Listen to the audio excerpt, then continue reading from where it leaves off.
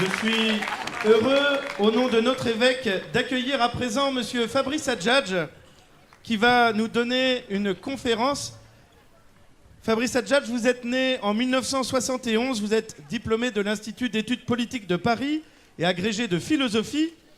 En 2012, après avoir vécu dans le sud de la France où vous enseignez la philosophie en lycée, vous vous êtes installé à Fribourg en Suisse et vous dirigez à présent l'Institut Philanthropos.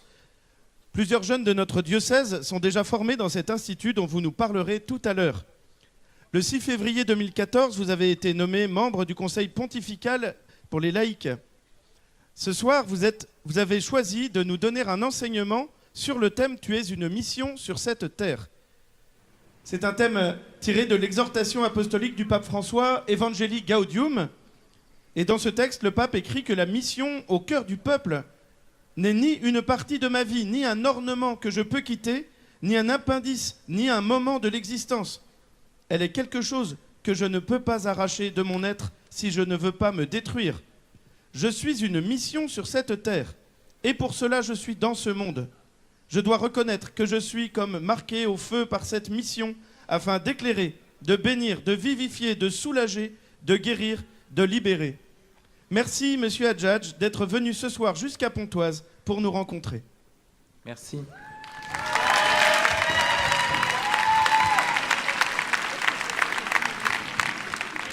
Je suis impressionné par ces micros qui ont beaucoup de poils. C'est la première fois que je parle dans des micros qui ont autant de poils, et même qui sont aussi longs. Merci à tous. La première chose, c'est j'ai participé à la louange avec vous, et c'était des chants que je connaissais pour la plupart, mais alors là, je dois dire que ça grouvait à mort.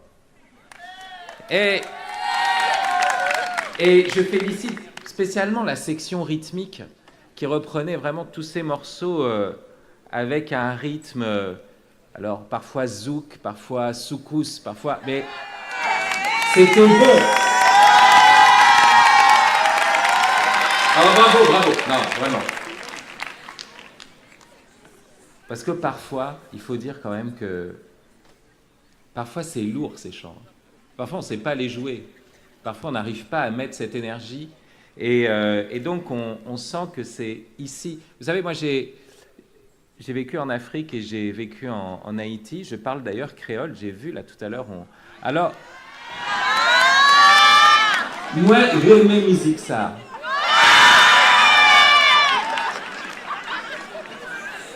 Bon, maintenant, je vais faire le philosophe.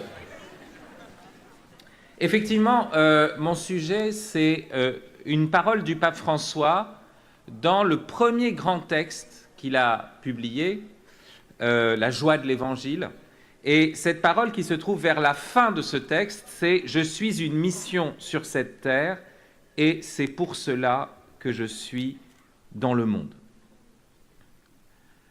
Tout le monde se sent un peu comme un héros de Mission Impossible. Vous connaissez la série Mission Impossible, mais là, en plus, la mission est encore plus impossible, parce que dans Mission Impossible, vous recevez un message et vous le lisez et le message s'autodétruit. Vous voyez, c'est un classique, le message qui s'autodétruira dans 10 secondes après qu'on l'aura lu, etc. Mais là, c'est comme si le message s'était autodétruit avant qu'on ait pu le lire.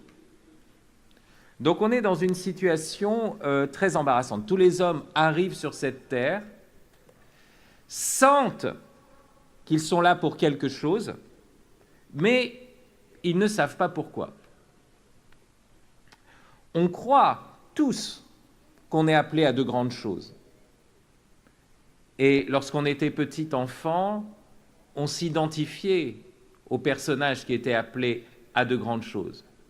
Mais en même temps, on voit que l'on est bien petit. On est un individu perdu dans la masse. On est même un numéro. On a sa carte avec son numéro d'identification nationale.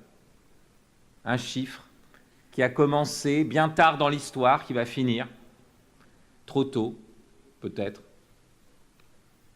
Et alors on se pose la question, qu'est-ce que je fais ici? Qu'est-ce que je fous là? Qu'est-ce que vous faites là?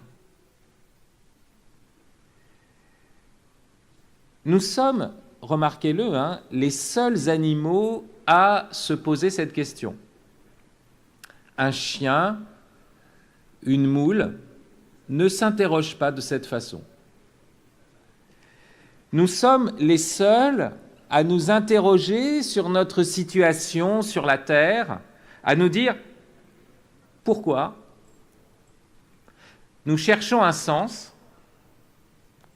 et même nous nous disons, alors ça c'est quand on est philosophe, pourquoi? C'est-à-dire qu'on se demande quel est le sens du sens même.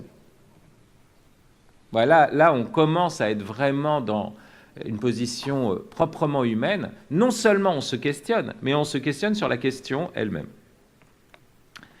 Parce que, vous voyez, il y a une remarque qu'on peut faire immédiatement, c'est si je dis tout ça n'a aucun sens, je suis apparu sur la Terre, je vais disparaître, c'est une grande farce que le hasard se joue à lui-même.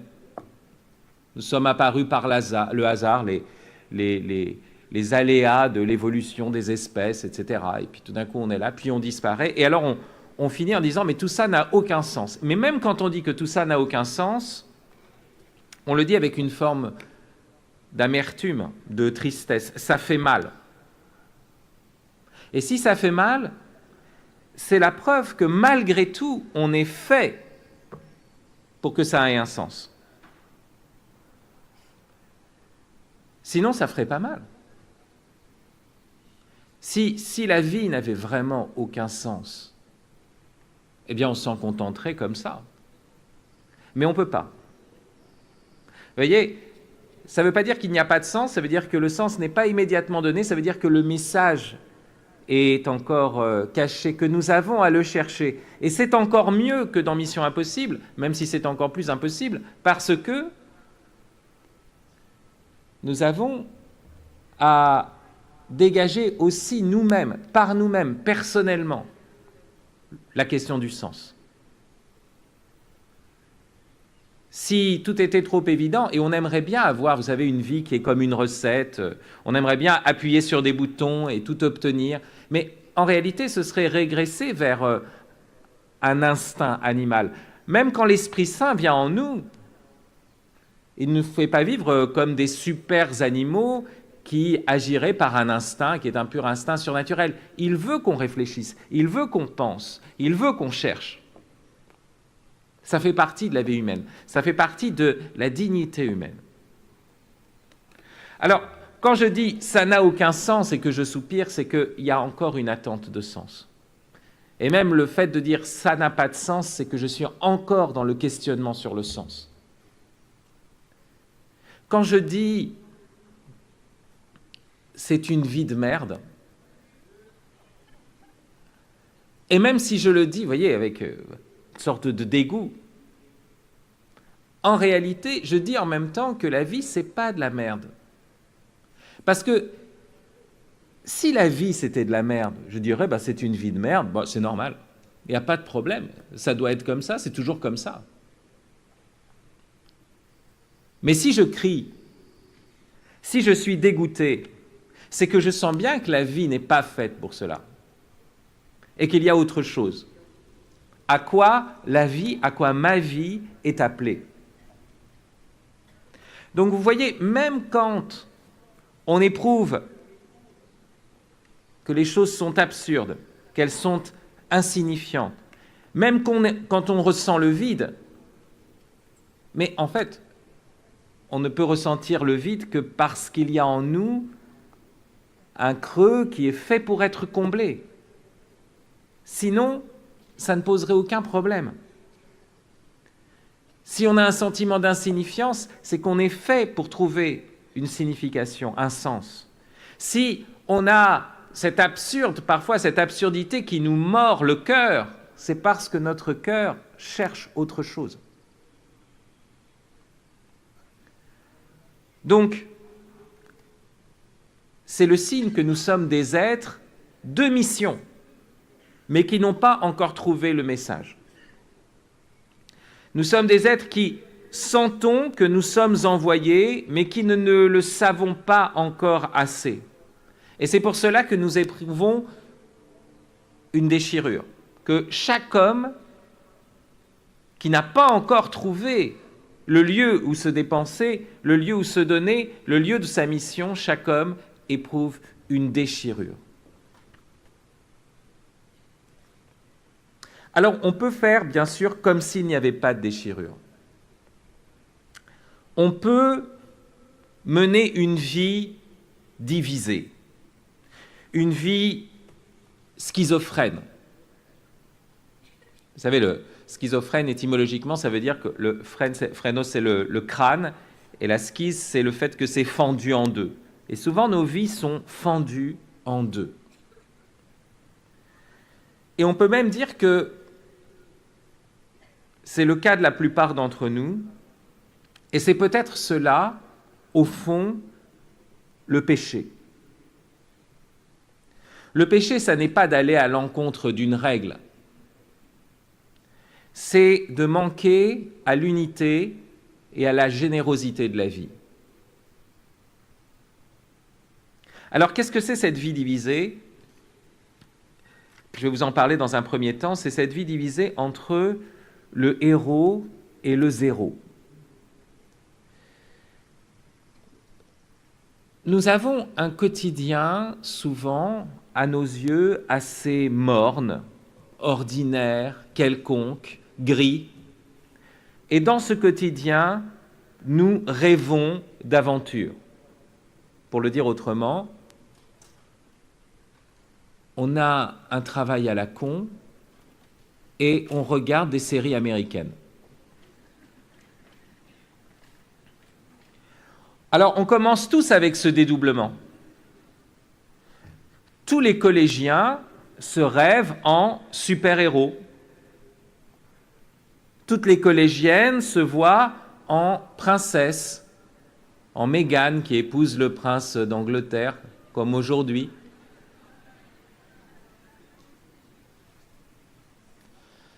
Notre vie, c'est ça, hein. On commence tous comme ça. On n'est pas fichu d'être le gardien de son petit frère et on se rêve en gardien de la galaxie.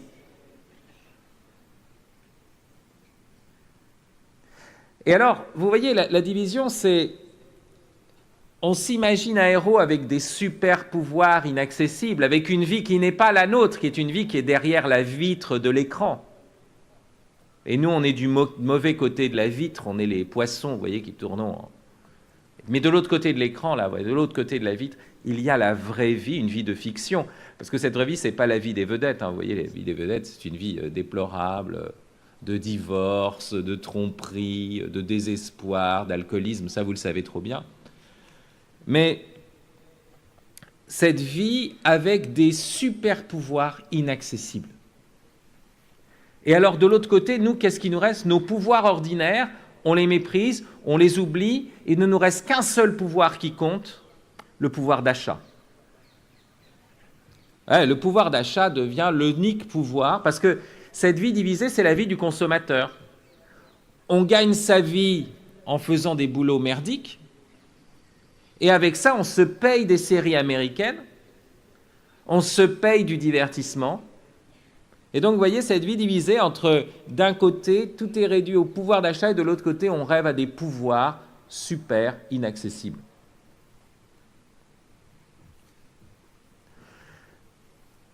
Il y a certaines personnes qui pensent que ça n'a que trop duré, et ils voudraient franchir une étape face à ça. Parce que, vous voyez, au bout d'un moment, on sent que ça ne marche pas. Alors, on va vouloir essayer de faire parfois des formes d'unité, mais il y a aussi des formes d'unité fausses. Par exemple, vous en avez entendu parler sans doute, on parle beaucoup aujourd'hui de transhumanisme. C'est de faire de l'homme un cyborg. Et on est épuisé, on est fatigué d'être humain, ou plutôt même, on n'a pas commencé à être humain, alors on rêve de devenir un surhomme en se faisant des implants, en se greffant l'iPhone dans la cervelle.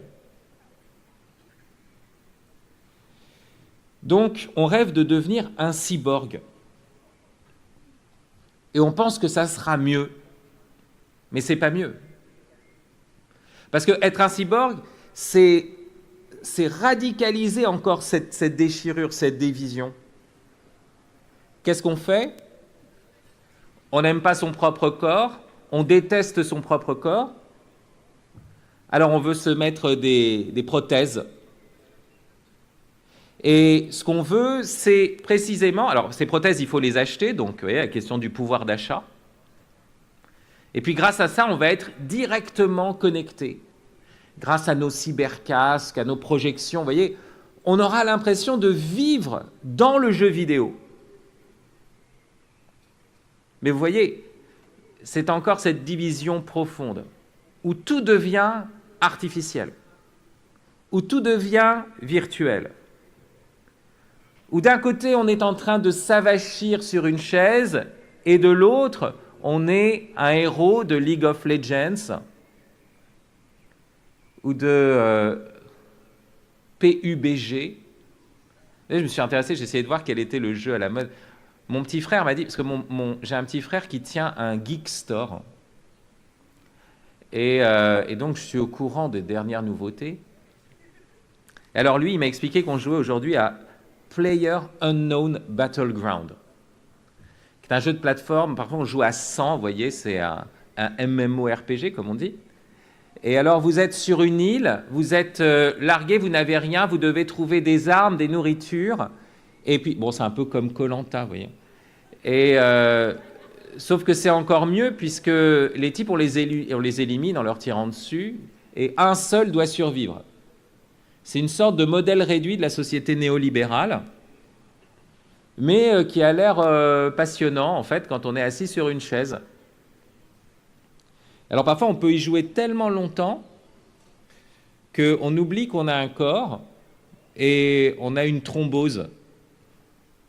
Il y en a qui sont, il paraît, il y en a, ils sont morts comme ça. Donc vous voyez, premier projet, dans cette vie qui est divisée, où on rêve d'aventure, mais le rêve est tellement virtuel qu'on veut se faire greffer le poste de télévision dans la tête. C'est ça, devenir un cyborg, hein, c'est pas autre chose. Et puis il y a l'autre possibilité, qui est aussi fausse. Parce qu'il faut savoir un truc, hein. Souvent, il n'y a pas une erreur, il y en a deux qui sont deux erreurs contraires. Et la vérité, elle se tient entre les deux et au-dessus surtout. Mais n'oubliez jamais que quand il y a une erreur d'un côté, il y en a forcément une par réaction de l'autre. Et chaque erreur arrive à survivre précisément parce qu'elle dénonce l'erreur d'en face. Donc faites attention, quand vous dénoncez un truc, ne tombez pas dans l'autre truc contraire. L'autre truc, c'est de dire... Ouais, cette société de consommation, on voit bien, ça détruit tout esprit d'aventure. On est des esclaves, on est des zombifiés par la télévision, par les jeux, par le virtuel. On n'existe plus, on est devenus des petits consommateurs. Donc on va renverser le système. Alors au lieu de devenir un cyborg, c'est-à-dire d'avoir assez d'argent pour acheter les derniers produits de la Silicon Valley, on devient un terroriste. Là, le terroriste, c'est assez tentant de devenir terroriste. Vous ne trouvez pas? Au moins aussi tentant que devenir un cyborg, en tout cas. Vous voyez, l'écart apparaît comme trop grand entre le quotidien de la consommation et le rêve qu'on a. Alors, qu'est-ce qu'on fait? On se trouve une mission à bon marché. Généralement, on se la trouve sur Internet. On va sur des sites de plus en plus extrémistes, violents. Et alors, on s'affilie à je ne sais quel groupe, généralement Daesh, vous savez. Vous avez remarqué d'ailleurs que c'est en lien avec ce monde où les gens sont complètement perdus dans le virtuel, perdus dans la globalisation, ne sentent plus leurs racines, non, et ils sont dégoûtés. Mais malgré tout, c'est encore sur Internet qui vont chercher leur mission. Et les mecs font des selfies, non plus avec leur dernier iPhone, mais avec une Kalachnikov dans une main. Ça fait plus classe. Ils se marient avec des filles par Skype. voire même avec plusieurs. Et voilà, on se fait comme ça révolutionnaire, on s'achète une arme et on se dit que là, voilà, le rêve d'aventure se réalise enfin. Et en plus en rébellion face à ce monde qui a l'air d'être un monde brisé, faussé. Mais on n'est pas un héros là, on est un zéro au second degré. Parce que au lieu de donner sa vie et de donner la vie, on donne la mort et on se suicide. Il ne faut pas confondre donner sa vie et se donner la mort. Et c'est souvent ça ce qui est fait. Là, c'est une manière d'éviter la difficulté, la patience, de trouver le vrai chemin pour sortir de cette schizophrénie. On se trompe sur ce qu'est un vrai héros, qui est ni un cyborg, ni un terroriste. Le vrai héros, ce n'est pas celui qui s'achète une Kalachnikov, qui rentre dans un supermarché, temple de la consommation. Donc on va dans le supermarché, puis on tire sur les gens et on croit qu'on a raison. Vous voyez, bon, c'était un extrémiste de Daesh, on pourrait imaginer un extrémiste d'extrême gauche qui fasse quelque chose d'analogue. Le vrai héros, c'était pas lui, c'était Arnaud Beltrame, qui a donné sa vie. Pourquoi ? C'est fou, quoi, parce qu'on pourrait dire, quand même, le mec, il a donné sa vie pour défendre le supermarché. Faut quand même... Mais il y avait autre chose. Il ne faut pas se tromper sur ce qu'est un héros. Vous savez, l'essentiel du héros, ça n'est pas la superpuissance qui le rend invulnérable. Imaginez un super-héros qui est complètement invulnérable et qui abat ses ennemis avec une très grande facilité. Il y a un manga avec un héros qui ressemble à ça, qui s'appelle One Punch Man. Je ne sais pas si certains connaissent, non ? Ouais, bon, vous voyez. One Punch Man, vous savez, c'est ce type, c'est pas sans rapport avec son vie. Il s'est fait virer de son boulot et puis tout d'un coup, il découvre qu'il a un pouvoir, qu'il est capable de terrasser n'importe quel ennemi, même s'il a la taille du World Trade Center, d'un seul coup de poing. Et il est fort ennuyé d'être aussi puissant. Parce que, vous voyez, à chaque fois, c'est toujours la même chose. Donc, vous savez, comme dans les films, donc les séries, les méchants reviennent toujours. Et puis à chaque fois, c'est à peu près le même épisode. On change quelques trucs. Et puis il donne un coup de poing, il élimine le méchant. Puis il revient à sa vie. Puis à chaque fois, c'est la même chose. Il n'y a même pas la tension de se dire peut-être qu'il va perdre. Il donne le coup de poing, ça réussit toujours. Et donc, il est désespéré. Un héros qui serait super puissant et invulnérable est absolument ennuyeux. Pourquoi est-ce que Superman est intéressant ? C'est pas parce que avec son torse, il arrête les balles. Superman devient intéressant et on suit son histoire précisément au moment où il devient vulnérable. Et comment est-ce qu'il peut devenir vulnérable ? Alors, soit parce qu'il y a de la kryptonite. Alors là, l'aventure devient intéressante, on se dit peut-être qu'il va lui arriver quelque chose, enfin. Soit parce qu'il est amoureux. Quand vous êtes amoureux, vous devenez vulnérable dans la personne que vous aimez. Alors, Superman est intéressant parce qu'il est amoureux de Lois Lane. Il aime les gens qui, eux, sont vulnérables. Donc lui, il devient vulnérable en eux. Et c'est à ce moment-là qu'il y a une aventure. C'est parce qu'il aime qu'il devient vulnérable, mais aussi qu'il devient fort et qu'il est prêt à faire des choses qui engagent sa vie. Parce que ce qui engage une vie, c'est précisément là où on risque sa propre vie. Et là, ça devient un héros. C'est pas une sorte de gros bulldozer justicier qui élimine tout. Ouais, ça devient vraiment un héros qu'à travers cette vulnérabilité qui lui est donnée par l'amour et par le désir de justice. Ça, c'est un vrai héros. Et puis la deuxième chose, c'est que dans notre désir d'être un héros, il faut faire attention que ce ne soit pas fondé sur une forme de nihilisme. C'est-à-dire de refus de la vie telle qu'elle nous est donnée, de refus du quotidien. Il y a beaucoup de gens qui vont conquérir le monde parce qu'ils sont incapables de passer l'aspirateur. Ils veulent faire des exploits parce qu'ils n'ont pas réussi à s'émerveiller et à s'impliquer dans leur vie quotidienne. Et vous voyez, si vous voulez avoir une vie où vous faites tout le temps de très très grandes choses, mais qui vous arrachent au quotidien en permanence, c'est que vous détestez la vie quotidienne. Et donc derrière ce désir de très très grandes choses, il y a le mépris des petites choses, il y a même le mépris des gens qui sont des petits. Donc,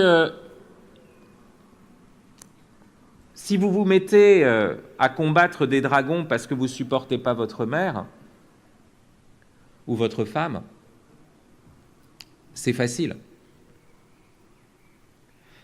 C'est pas comme ça que ça se passe. Vous savez, c'est une remarque que faisait très, très fortement quelqu'un que vous connaissez sans doute, l'auteur du Seigneur des Anneaux, Tolkien. Pourquoi est-ce que les héros de Tolkien, c'est des gens qui n'ont pas envie d'être des héros? C'est les hobbits, généralement. Pourquoi est-ce que c'est des petits, vous voyez, des mecs quelconques, quoi, et qui ont envie d'être avec leurs copains, à boire de la bière, à danser, comme on l'a fait, là? Mais c'est eux qui peuvent devenir les vrais héros, parce qu'ils n'ont pas envie. Parce qu'à ce moment-là, quand ils vont partir faire leur mission, c'est pour défendre la vie ordinaire. On est venu les chercher et ils veulent protéger, vous voyez, cette vie simple. Cette vie où on chante, on danse, on fait la cuisine les uns pour les autres, on s'aime, on a des enfants, on les élève. Si on commence à mépriser cela et qu'on rêve des grandes choses en méprisant cela, à ce moment-là, notre rêve d'héroïsme est un rêve nihiliste. Mais si on devient héros pour protéger les relations simples entre les gens, et c'est ce que fait le Christ, vous avez vu, le Christ ressuscité, il est dans la gloire, il pourrait faire un grand son et lumière, des trucs incroyables. Qu'est-ce qu'il fait? Il est avec ses disciples, il protège les choses simples, il mange avec eux, il chante avec eux, il leur commente la loi de Moïse et les prophètes. Il fait des choses ordinaires, mais il les fait de manière extraordinaire. Dans un livre assez ancien d'un auteur latin qui s'appelle Tacite, un livre qui s'appelle De la Germanie, cet auteur il essaye d'expliquer aux Romains qui se sont un peu perdus dans le luxe, il essaye d'expliquer aux Romains pourquoi les Germains étaient si forts au combat. Et alors, il y a un passage assez étonnant où il dit, quand ils allaient au combat, ils mettaient derrière eux leurs femmes et leurs enfants. Et alors, vous voyez, quand ils commençaient à faiblir, les femmes se déchiraient le torse en disant « Mais tu te rends compte, si jamais on va devenir des captives, on va être violés, emmenés, et regarde ton fils, tu veux que ton fils soit tué ?» Et alors, les types, ils devenaient fous. Ils trouvaient une force extraordinaire et ils terrassaient l'adversaire. Et qu'est-ce qui nous donne la force de combattre? Qu'est-ce qui nous donne la vitalité de combattre? C'est précisément qu'on est en train de défendre la vie, c'est qu'on est en train de défendre une famille. Et vous remarquerez que dès lors, le héros, c'est spécialement celui qui défend une famille, celui qui défend une femme, celui qui défend les enfants. C'est le sens profond d'ailleurs du sexe.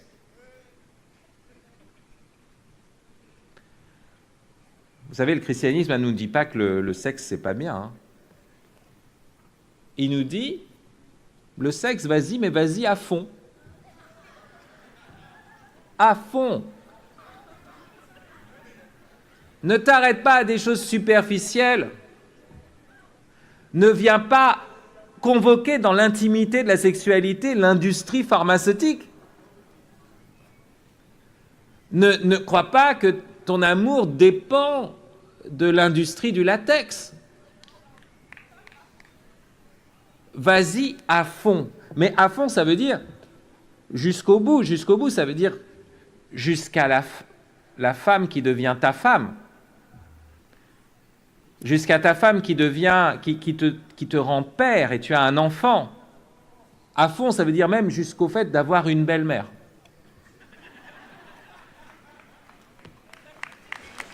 Et là,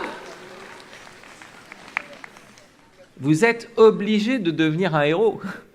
Bon, pas seulement parce que la belle-mère ressemble au dragon, bien sûr, mais parce que désormais, il va falloir défendre cette femme et cet enfant. Parce que désormais, l'amour t'a donné une mission. Et là, vous voyez, c'est la sexualité à fond. La sexualité qui n'est pas simplement la friction agréable des muqueuses, avec émission de morve, comme disait un auteur ancien, mais ce qui nous donne une mission.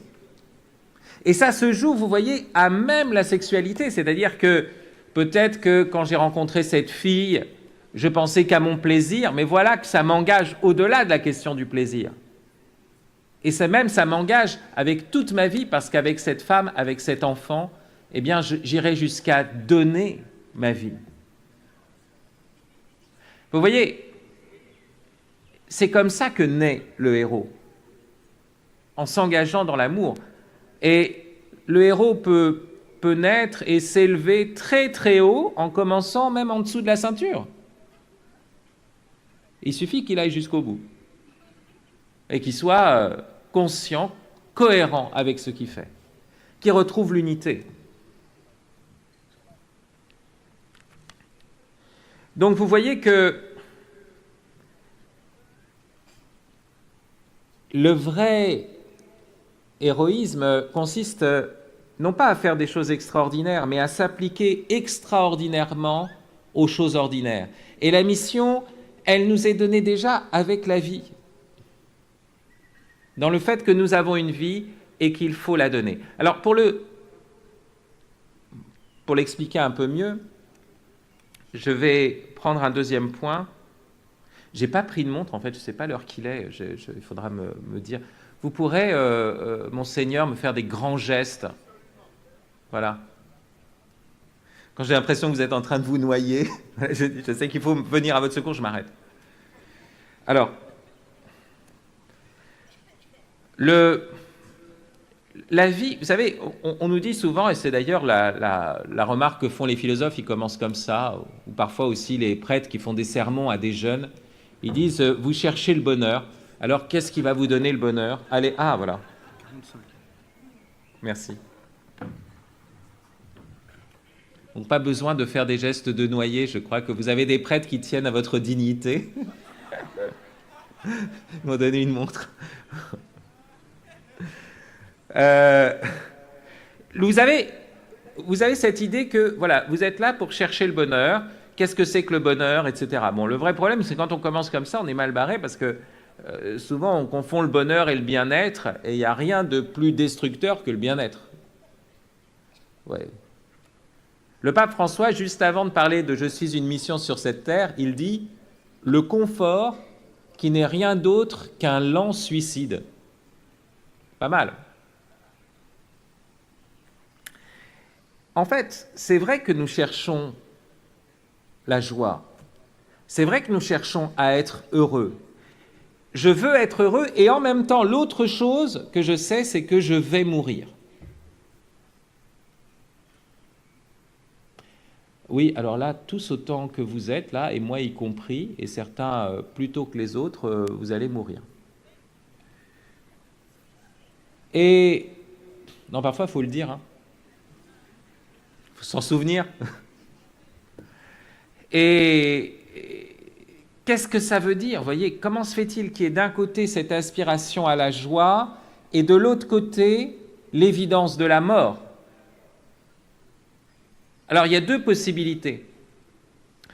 Deux possibilités, d'ailleurs, qui sont assez bien mises en évidence par ce rappeur, enfin un chanteur qui a eu là toutes les victoires de la musique récemment, qui s'appelle Orelsan. vous avez la première possibilité, c'est de dire on va essayer d'être heureux, mais en se voilant la face, en oubliant la mort, en faisant que comme si tout va bien. Vous connaissez peut-être ce morceau-là qui s'appelle Tout va bien. On ne voit plus l'injustice, on ne voit plus le mal, on ne voit plus la mort. On s'enferme dans une atmosphère, vous voyez, de plus en plus virtuelle. Hein. C'est pour ça qu'on se jette vers le virtuel. On voit encore la mort, mais en film. On voit encore le sang, mais c'est du ketchup. Parce que la meilleure manière de ne pas voir la mort réelle, c'est de multiplier aussi les fausses morts, vous voyez, dans les films. Ça marche comme ça aussi. Mais c'est jamais la mort qui vient nous toucher profondément. Donc, tout va bien. Et de l'autre côté, vous avez aussi la possibilité de dire, puisqu'on va mourir, rien ne vaut. Et on va entrer dans une amertume, dans une critique, et on va voir même que dans cette société, il y a beaucoup de choses qui essayent de fuir devant l'évidence de la mort. Et là, on est de l'autre côté. Vous savez, il y a eu un premier morceau d'Orelsan qui est très fort, qui est très violent, qui est très noir, qui s'appelle « Suicide social ». Et vous voyez, entre tout va bien et suicide social, alors on croit que c'est ça, quoi, les polarités de notre vie. Soit qu'on veuille un bonheur sans voir la mort, soit il n'y a plus que la mort qui l'emporte et tous les bonheurs deviennent vains. Là encore, vous voyez deux erreurs contraires. Hein. On garde le principe que j'ai posé au départ. Mais vous voyez, dans cette manière de voir, c'est qu'on conçoit le bonheur comme une manière de se protéger, une manière d'accumuler, de vivre dans le confort. C'est pour ça que tout ce qui pourrait venir nous blesser nous fait peur. Mais il y a une autre manière de voir, où être heureux, c'est précisément entrer dans une mission. La seule manière de ne pas tout perdre, c'est de commencer à donner, à se donner dès maintenant. La seule manière de ne pas perdre sa vie, c'est de la donner. C'est de la recevoir pour la donner. Et les deux vont toujours ensemble. Recevoir sa vie, avoir de la gratitude de ce que nous ont donné nos parents, avoir de la gratitude pour le fait d'être nés dans ce temps, de ne pas idéaliser d'autres temps. Si nous avons été créés à cette époque, dans ce temps, c'est dans ce monde que j'ai ma mission. Et je ne vais pas déserter mon poste. Si Dieu m'a mis dans ce temps, c'est que j'ai à faire quelque chose dans ce temps et pas dans un autre.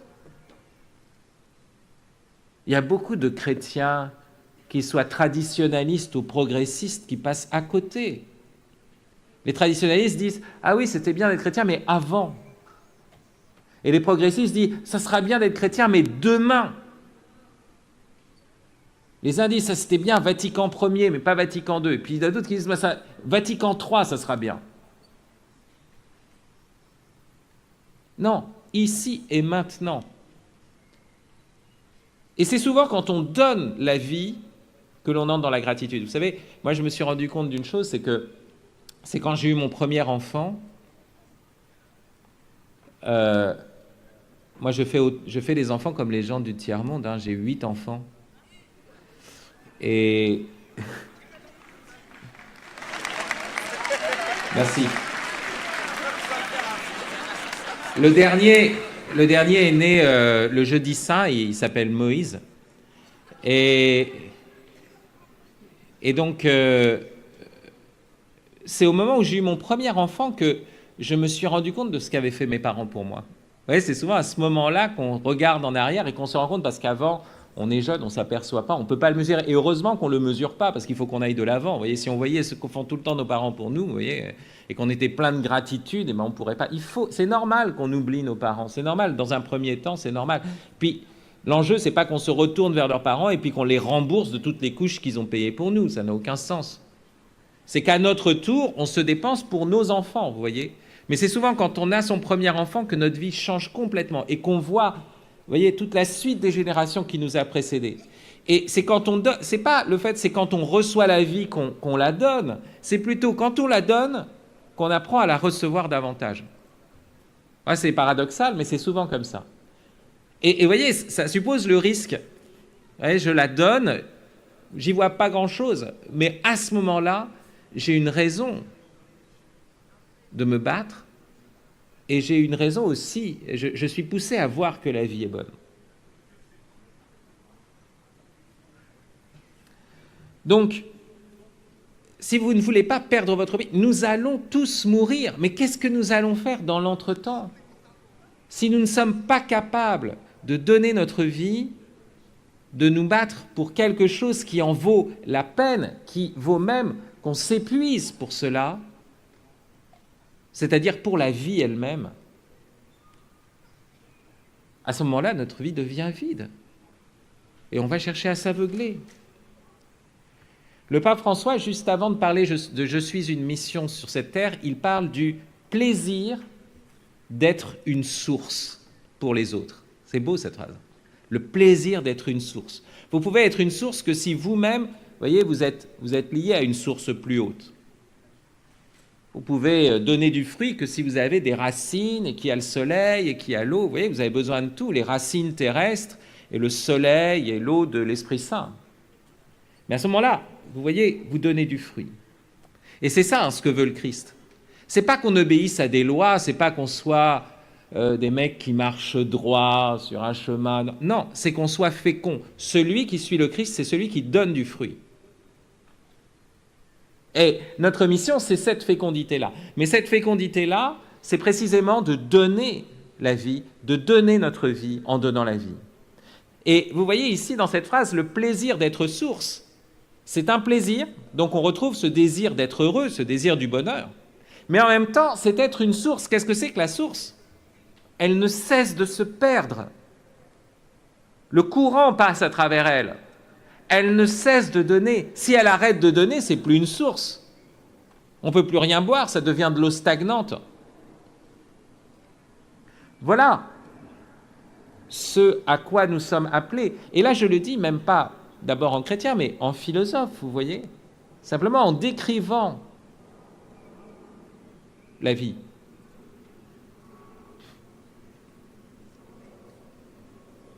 C'est le propre d'un être vivant d'être toujours par les autres et pour les autres. En écologie, on appelle ça un écosystème. On a besoin des autres vivants et on donne toujours aux autres vivants. C'est le propre encore plus d'un homme qui possède la vie de la parole. Parce que parler, c'est toujours recevoir des autres et s'adresser à d'autres. Même si je crie en parlant, je dis « Société, tu m'auras pas » ou « Je vous emmerde tous », vous remarquerez qu'est-ce qui se passe? J'emploie des mots que j'ai reçus de mes pères. Même quand je dis « je », c'est un héritage. J'ai appris à me connaître avec des mots par un héritage. Et quand je dis « tu m'auras pas » ou « société », je m'adresse encore aux autres. J'attends encore que les autres m'écoutent, m'entendent.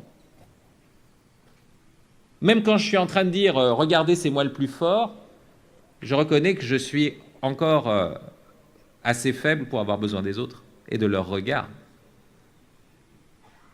On est fait les uns avec les autres, par les autres et pour les autres. Notre être est profondément un être qui est justement donc un être de mission. Se recevoir et se donner, recevoir et donner, être envoyé.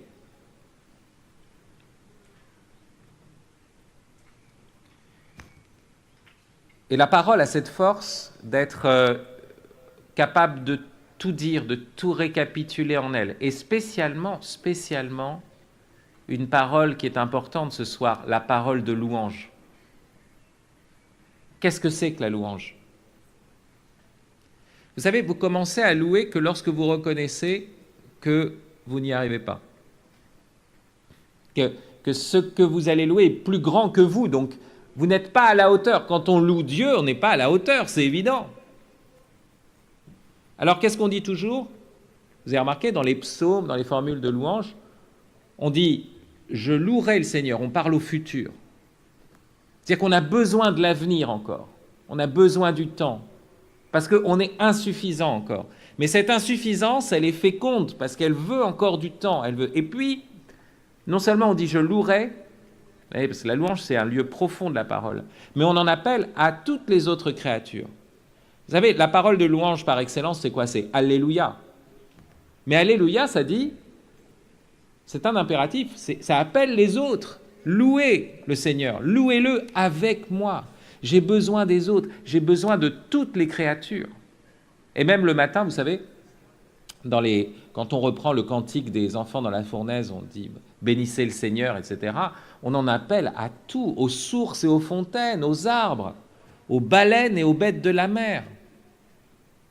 Monseigneur Lalanne, Stanislas, le matin, il dit les laudes et il dit « baleines et bêtes de la mer, bénissez le Seigneur ». À Pontoise, il dit, à Cergy, il dit baleines, il appelle les baleines et les bêtes de la mer. Parce que dans sa louange, il a besoin de tout rassembler, de tout appeler. Vous voyez, ça, c'est le lieu propre, le plus profond de la parole. Et c'est notre mission. Alors, je dois conclure, parce que je regarde sur la montre, l'heure... bientôt, non, j'ai 15 minutes encore, c'est ça? Non, on m'a dit moins le quart, hein, c'est ça? Donc là, il est moins le quart, là. Bon, d'accord. Alors, je vais prendre encore 2-3 minutes, ça va? 2-3 minutes, c'est parfait. La différence, si vous êtes chrétien, c'est que il n'y a pas de message.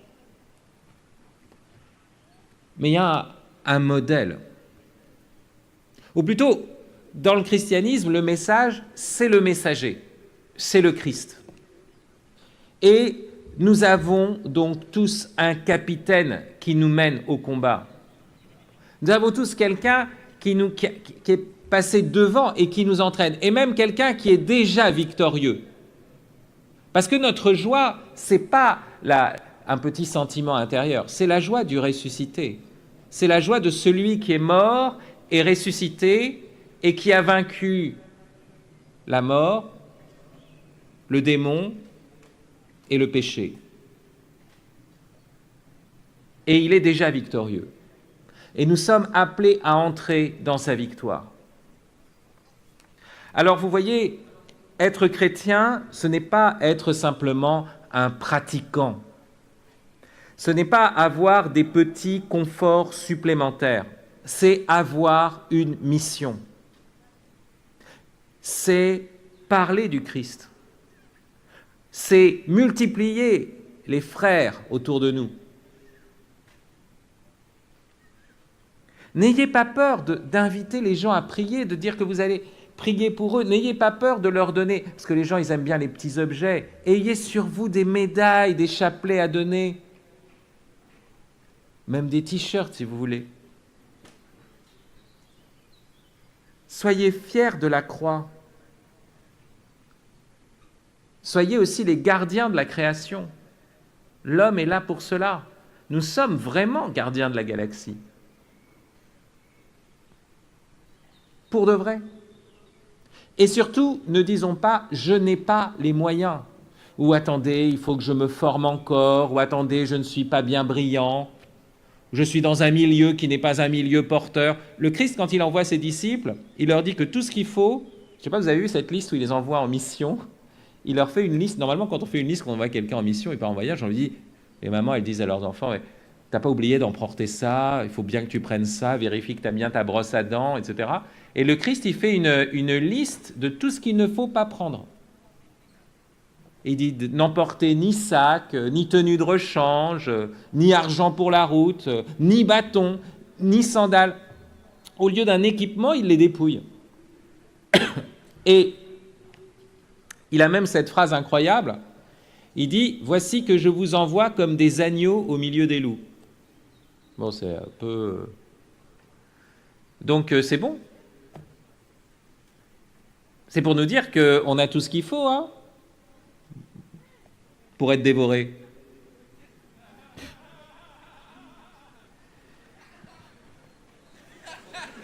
J'avais un ami qui disait « Si nous sommes envoyés comme des agneaux au milieu des loups, quelle serait notre préparation? Sinon, une préparation pour côtelettes. La sauce barbecue, vous voyez. Non, mais cette phrase, elle veut dire, nous n'avons pas... On a tout ce qu'il faut. Parce que l'envoyé, c'est un pauvre. Il reçoit sa mission de Dieu, c'est pas parce qu'il fait par lui-même. Il reçoit l'Esprit Saint et il est là pour être pour les autres. Il reçoit des autres et il donne aux autres.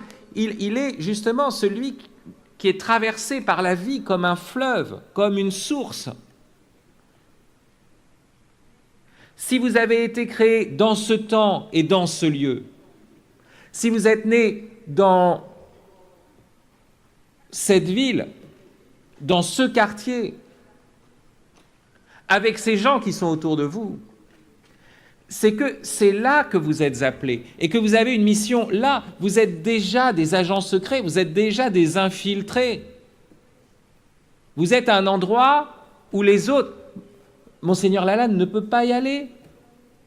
Il ne va pas rentrer peut-être dans votre cité ou dans votre truc et avec vos copains qui écoutent du rap. Mais vous écoutez du rap avec eux. Et là, de l'intérieur, vous pouvez justement manifester le Christ. Qui aime le rap? Si c'est du bon rap. Vous voyez? Donc, dites-vous bien que l'enjeu, c'est de comprendre que vous êtes appelés là où vous êtes. Vous êtes une mission sur cette terre. Demain, nous allons mourir. Qu'est-ce que nous aurons fait de notre vie? Il y a une urgence. Et les gens ont soif. Et les gens attendent notre témoignage. Les gens risquent de mourir à cause de nous, de se perdre à cause de nous. Alors n'ayons pas peur.